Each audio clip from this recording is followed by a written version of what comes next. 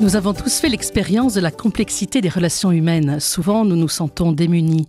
Certaines relations nous laissent mal à l'aise sans qu'on en sache vraiment la raison. Père Pascalide, bonjour. Bonjour Bénédicte. Ensemble, nous avons déjà fait des émissions de La vie est un art sur la personnalité narcissique ou les personnalités narcissiques. Et vous venez de sortir un nouveau livre aux éditions de l'Emmanuel sur le triangle maléfique. C'est un titre qui fait froid dans le dos. Alors de quoi s'agit-il ? Oui, il y a encore plus une couverture noire qui fait peur. Alors ce fameux triangle maléfique, c'est surtout pas moi qui l'ai inventé. C'est un psychiatre américain qui s'appelle Karpman, qui a découvert ça. Éventuellement, on reviendra un peu sur la manière dont il a découvert, parce que c'est intéressant. Qui a découvert en effet... Lorsque les relations sont toxiques, soyons bien clairs, c'est pas toutes les relations.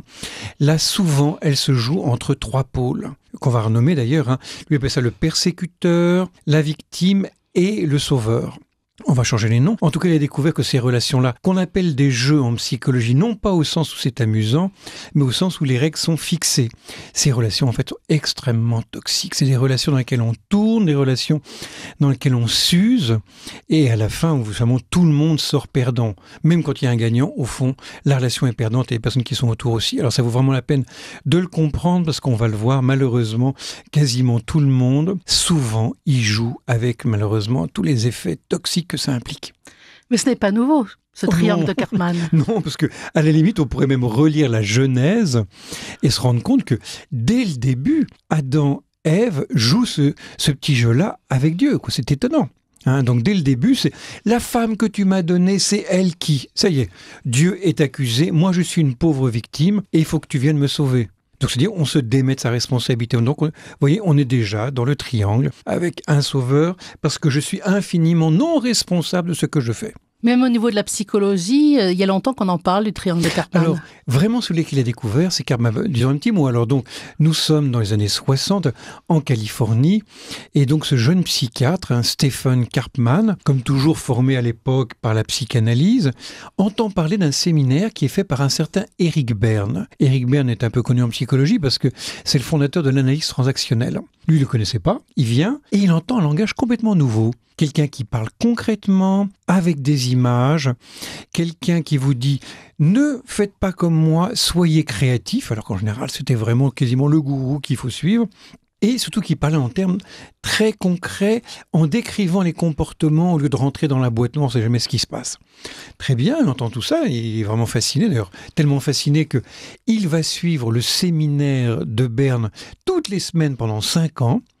Et lui-même, par ailleurs, Karpman est un fou, c'est pas rare aux États-Unis, précisément d'un sport qu'est le basketball. Et voilà qu'un jour, il se rend compte, il dit, mais ce serait intéressant de décrire comment ça se passe entre les joueurs. Et en décrivant, il commence à prendre des feuilles en disant, tiens, il faut que j'applique le principe de Karpman, il faut être concret, faire des schémas, tout ça. Et il dit, mais comment ils se comportent les uns avec les autres ? Mais finalement, les attitudes de ceux qui défendent, ceux qui attaquent, donc offensives, défensives, finalement, il fait une vingtaine de feuilles, il se dit, mais ça tourne entre 3 rôles. Et il se rend compte, donc oui, finalement, il y a ceux qui attaquent, les bourreaux, il y a ceux qui défendent, voire ceux qui subissent, donc les victimes, et il y a ceux qui viennent pour un peu sauver la situation, donc les sauveurs. Le triangle de Karpman est né. Il amène sa trouvaille auprès de Berne, tout heureux. Berne, heureux de voir que ses disciples sont féconds, dit, tu sais Karpman, à mon avis, ça aura un succès fou ce que tu as trouvé là. Donc, ton article sur le sujet, qui soit bref, simple, et il va être diffusé. Et de fait, il est prophète, 60 ans après, le petit article qu'il va écrire, qui fait 5 pages, est toujours diffusé. Et là, astucieusement, il va montrer ce triangle à partir des contes de fées. Il va montrer que les contes de fées structurent comme... Je sais pas, moi, vous voyez Cendrillon, la pauvre victime qui est Cendrillon, qui est martyrisée par sa méchante belle-mère et par ses belles-sœurs, on se rappelle Walt Disney, et qui va être sauvée par sa marraine. Donc, il va se rendre compte que c'est une structure universelle, pas seulement dans les relations, mais aussi dans les contes qui eux-mêmes sont une espèce de sédimentation de notre imaginaire collectif. Pourquoi 60 ans après, vous faites un livre là-dessus? Ah, c'est une bonne question ça. C'est vrai, après tout, il y a plusieurs ouvrages qui sont parus dessus, même plus que ça. Karpman lui-même a écrit un gros pavé qu'on a traduit en français de plus de 300 pages, donc franchement, ça sert à rien d'écrire un bouquin de plus. Hein. Nos pauvres arbres, pitié pour eux. Je vous avouerai tout simplement que le triangle de Karpman, quand je le lis à droite, à gauche, ce n'est jamais clair. Quand on parle de bourreau, qu'est-ce que c'est qu'un bourreau? Je vois pas de définition claire. Je vois pas de définition claire aussi des deux autres pôles, voire des espèces de confusion entre les uns et les autres. Et puis ensuite, je trouve que non seulement donc l'explication, le diagnostic n'est pas bien fait, mais les remèdes proposés sont très psychologiques, seulement psychologiques, et n'intègrent pas l'intégralité de l'homme et aussi les décisions à prendre. Donc c'est à la fois pour préciser le diagnostic et ouvrir les traitements que j'ai voulu écrire ce livre. Vous dites que c'est un détournement du don. Alors, il faut peut-être un peu rentrer dans le détail. Alors, on va rentrer dans le détail. Si j'explique de façon simple, la bonne porte d'entrée pour comprendre le TDK, triangle dramatique de Karpman, c'est le bourreau. Comme ça, c'est simple. C'est quoi un bourreau? Justement, quand on veut le définir simplement, le bourreau, c'est celui qui commet le mal. C'est votre patron qui vous crie dessus, veut dire c'est votre voisin qui fait la nouba jusqu'à 2h du matin, qui s'excuse jamais. C'est cet enfant qui systématiquement met sa chambre en désordre, qui sait très bien qui vous provoque, etc. Toutes ces personnes-là qui font le mal, même parfois font le mal, apparemment sans y toucher, mais qui finalement vous manipulent. Ça, on voit bien. S'il y a une personne qui fait le mal, il y a forcément une personne qui le subit. C'est la victime. Et donc la victime est celle qui n'y peut mais et qui malheureusement, vous rentrez dans sa voiture, elle n'y peut rien, elle va subir le mal, etc. Une des trouvailles de Karpman, c'est d'avoir compris que l'humanité ne se bipolarise pas entre ceux qui font le mal et ceux qui subissent le mal. C'est qu'il y a un troisième acteur, à savoir celui qui va rentrer en faisant le bien. L'air de rien, il y a déjà une extraordinaire leçon d'humanité. Vous voyez, ce matin, quand j'enseignais à mes séminaristes, ce que Hegel appelle la dialectique du maître et de l'esclave, donc du dominant et du dominé. Donc, on a le bourreau d'un côté, la victime de l'autre. Hegel n'a pas vu que dans l'humanité, le cœur de l'homme est assez bon pour que systématiquement, sur quelques scènes que vous vous trouviez, il y a toujours quelqu'un qui va venir et qui va aider la victime à s'en sortir. Ça, c'est déjà extraordinaire de penser que non, l'homme n'est pas, veut dire, un être au cœur pourri, qu'est-ce qu'il y a de pourri dans mon royaume? Non, il y a des êtres suffisamment bons pour porter secours. Et au fond, même chacun de nous, il y a une petite part bon samaritain. Donc, on a bien ces trois pôles. Ça veut dire que la victime rentre dans le triangle maléfique? Alors là, vous posez la question en effet importante, c'est que s'il est dramatique, est-ce qu'il est seulement dramatique parce qu'on a un méchant bourreau, une gentille victime et un très très très gentil sauveur? Et ça, c'est la deuxième trouvaille de Karpman. C'est Karpman a vu que ça pouvait dysfonctionner, et c'est très étonnant, au niveau de la victime, et plus encore au niveau du sauveur. Alors là, il faut l'expliquer. Comment? Eh bien sûr qu'il y a des vraies victimes. On en sait quelque chose aujourd'hui en Église, on sait bien, et que ça a été libérant que ça soit nommé. On a mis du temps pour le nommer, on avait le souci. Et c'est vrai que c'est un souci légitime de se dire le salut est pour tout le monde, y compris pour le bourreau, parce que c'est quand même la bonne nouvelle, c'est que les ennemis eux-mêmes peuvent se convertir. Mais on a mis du temps pour comprendre qu'il y a des vraies victimes. Alors, s'il y a des vraies victimes, ce que Karpman découvre, c'est qu'il y a des victimes qui s'autoproclament victimes et qui sont toxiques. Comment ? Premièrement, parce que d'abord, il y a des victimes qui n'en sont pas, qui vont vous expliquer en dramatisant que leur vie va mal, qu'ils sont toujours au chômage. Oui, d'accord, tu es toujours au chômage. Je te rappelle que tu as eu 5 propositions cette semaine, tu as toujours dit non. Est-ce que tu n'es qu'une victime? Et plus que cela, il a découvert aussi qu'il y a des victimes qui sont très heureuses dans leur statut de victime. Bien sûr, on l'écrira tout à l'heure plus en détail. Mais donc des victimes qui ont, on pourrait dire, une espèce de rente de situation. Ils ne veulent surtout pas changer de leur position de victime. Moi, j'en connais. C'est juste pour donner un exemple. C'est une des choses dont on s'est rendu compte en oncopédiatrie, c'est-à-dire donc les enfants qui subissent un cancer. Certes, il faut trouver la bonne thérapie. Certes, ils sont vraiment ô combien accablés par une maladie. Et c'est vrai qu'on se rappelle Oscar et la Dame Rose.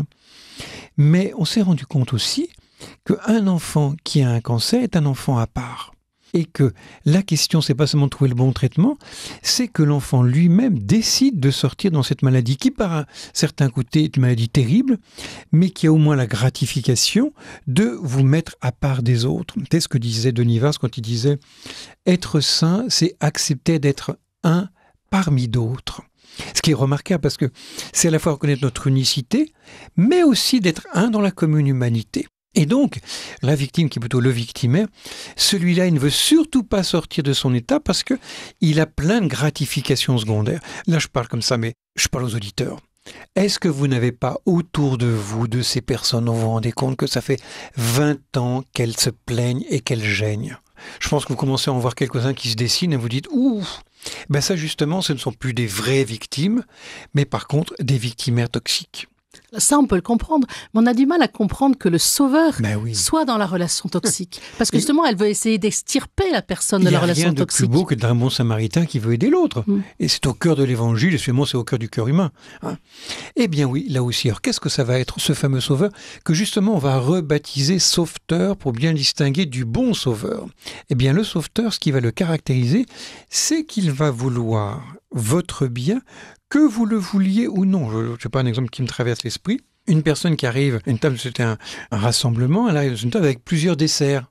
Il dit, avec un grand sourire, tiens, qui veut mon dessert? Il dit, non, c'est gentil, moi j'ai déjà eu un dessert.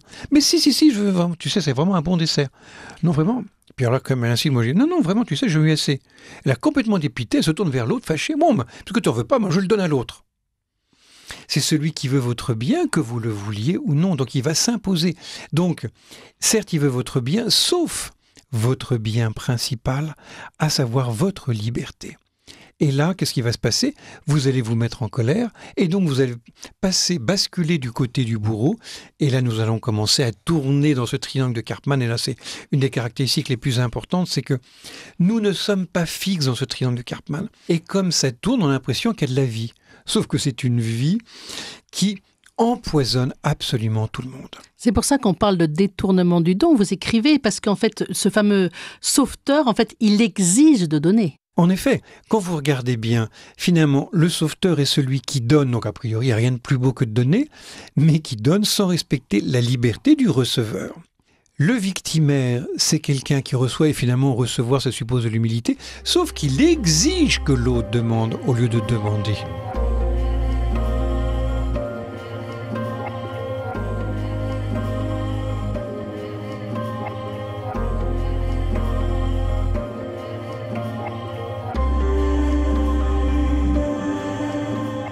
Pascaline, ensemble, nous parlons donc du fameux triangle maléfique ou triangle de Karpman. Alors pourquoi vous l'avez appelé triangle maléfique? Comme je disais tout à l'heure, ça donne froid dans le dos. Pourquoi mettre un tel titre? Oui, c'est peut-être vendeur?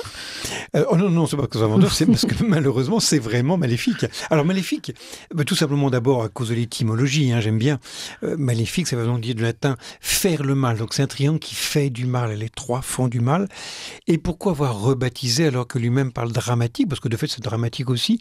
C'est parce que quand même, j'introduis des différences et donc pour ne pas m'attribuer quelque chose que n'a pas dit Karpman. Donc c'est seulement par honnêteté par rapport à lui. C'est pour ça, pour bien faire la différence. Alors on doit nous dire que le sauveur ou le sauveteur est aussi membre de ce triangle maléfique et pourtant c'est dans le monde, surtout le monde chrétien, souvent socialement valorisé. Ah oui, tout à fait. En général, on a beaucoup de mal à comprendre. Je vais vous donner un petit exemple.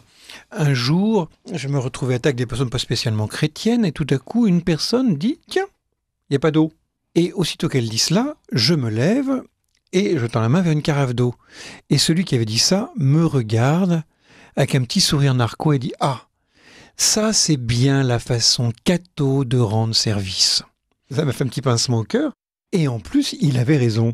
En fait, je me suis rendu compte que c'est vrai, d'abord, il n'a pas fait de demande. Et ensuite, il y avait une petite partie de moi qui prenait la pause pour dire « Je vais lui montrer comment on est serviable ». Sauf que lui, précisément, il n'avait pas demandé un service, il avait seulement fait un constat. Alors, petite parenthèse quand même. Il n'est pas rare que nous fassions ce qu'on appelle des doubles messages. Moi, je vois bien quand je suis invité chez les personnes à table, le couple 10 ans, 20 ans de mariage, l'un des conjoints va se tourner vers l'autre en disant « Tiens, il n'y a pas de sel ». En fait, c'est une façon détournée de dire « Est-ce que tu pourrais aller chercher du sel ?» C'est ça qui se tourne vers moi, il ne parlait pas comme ça. Ça, c'est vraiment toxique. Là, nous avons un langage bourreau, parce qu'on n'a pas l'attitude humble qui consiste à faire une demande. Bon, je ferme la parenthèse. En tout cas, donc, on voit bien que le sauveteur, qui paraît tellement valorisé, est quelqu'un donc, qui fait du bien, que l'autre le veuille ou non. J'aime bien la parole de Frossard. André Frossard, l'essayiste, qui était aussi un humoriste, disait « Le propre de l'intégriste, c'est celui qui fait la volonté de Dieu que Dieu le veuille ou non. Et c'est un petit peu ça, hein, il va vraiment venir s'imposer. Alors, comment est-ce qu'on pourrait caractériser de manière un peu plus précise hein, ce sauveteur tellement toxique hein? Vous dites qu'il y a différents pôles. Hein. Dans votre livre, vous prenez toujours 3 pôles. Hein. Oui, le pôle affectif, actif, cognitif, etc. Et c'est très clair. Donc, j'invite vraiment les gens qui veulent approfondir à lire votre livre, Le Triangle Maléfique, parce que vous avez beaucoup de clarté et de pédagogie, comme on le voit aussi dans votre expression. Et c'est très intéressant parce que vous prenez des petites phrases toutes simples. Par exemple, pour le pôle affectif, vous dites « J'aime, donc je suis aimé, donc je suis ». Ah oui, c'est vrai, c'est juste, t'es bien. Oui, en effet, j'ai plus ça en tête, mais c'est vrai que ça permet... Parce que c'est vrai qu'on trouve rarement, même je ne trouve jamais de description dans les ouvrages qui essaient vraiment de cerner un peu pour mieux, en effet. Parce que moi, ce qui m'intéresse, hein, cerner un peu le personnage, mais moi, ce qui m'intéresse, ce n'est pas... On l'a fait un petit peu avec le bouquin manipulateur. Hein. On l'utilise pour accuser son chien de la rage. Hein. Moi, ce qui m'intéresse dans ce livre-là, c'est de l'utiliser pour changer. C'est pour ça qu'on commence par sauveur, parce que je pense qu'il y a beaucoup d'auditeurs qui sont des sauveurs. Moi, comme prêtre, je peux vous dire, je me surprends de temps en temps. Moi, je vois bien ça, de vouloir aider l'autre, aider l'autre alors qu'il ne me le demande pas. Et puis parce que un des problèmes chez le sauveteur, moi, j'étais très frappé par un témoignage que je mets d'ailleurs dans l'ouvrage d'une maman dont la fille s'appelle Julie dans le livre, bien sûr, c'est rebaptisé, dont la fille a un petit handicap. Et elle-même, c'est admirable qu'elle ait pu faire ce chemin, s'est rendue compte qu'elle aidait tellement sa fille, donc elle était justement à la limite du sauvetage, et finalement elle était sauveteuse, que finalement elle pérennisait l'attitude victime de sa fille. Et le problème du sauveteur, c'est qu'en effet, il veut tellement aider l'autre qu'à la fin, il ne veut surtout pas que l'autre grandisse. Et alors quand on voit comment ce que le bon Dieu fait, lui au contraire, il me laisse faire mes expériences au point même qu'il va s'abîmer. Et donc, le sauveteur, ça, il ne supporte pas, hein, parce qu'il est très poreux au sentiment de l'autre. Il a une empathie, c'est ça. Alors, cette fameuse empathie, n'oublions pas que l'empathie qui paraît tellement positive, c'est neutre. Je vais même vous choquer. Vous savez que les bourreaux, je pense par exemple à Beria. Beria, qui était donc le chef de la police privée de Staline, un type abominable, on a une biographie sur lui. Il assistait aux séances de torture, parce que lui-même avait une telle empathie qu'il savait exactement ce qu'elle avait fait souffrir l'autre. Un bon bourreau est empathique. Vous voyez donc que l'empathie, c'est totalement neutre. La question, c'est une empathie, comme on dit, cognitive, c'est-à-dire qu'il sait. Il devine. La personnalité narcissique, elle savent exactement où mettre le doigt pour que vous souffriez. Par contre, ce n'est pas de l'empathie affective, c'est-à-dire qu'elles ne vont pas être poreuses, perméables à votre souffrance. Alors par contre, il n'est pas rare du tout que le sauveteur ressente, hein, mais il y a plus que cela. Hein. Donc c'est quelqu'un qui en effet veut aimer, veut servir, et il existe d'autant plus qui vous aide. Mais justement, voilà la problématique. C'est qu'en fait, il n'existe qu'à travers vous. Il a l'impression que s'il n'aide pas l'autre, il n'existe pas vraiment. C'est des personnes qui en général ont une espèce de champ d'amis autour d'eux. Ils peuvent avoir des amis, mais des amis à qui ils vont rendre service. Parce que s'ils n'ont pas quelqu'un à qui rendre service, ils vont avoir une relation égale et ils ont peur d'être exclus. Donc, quelque part, ils mettent l'autre en dette pour être certain que toujours il y ait suffisamment de dette chez l'autre pour que l'autre ne jette pas le sauveteur.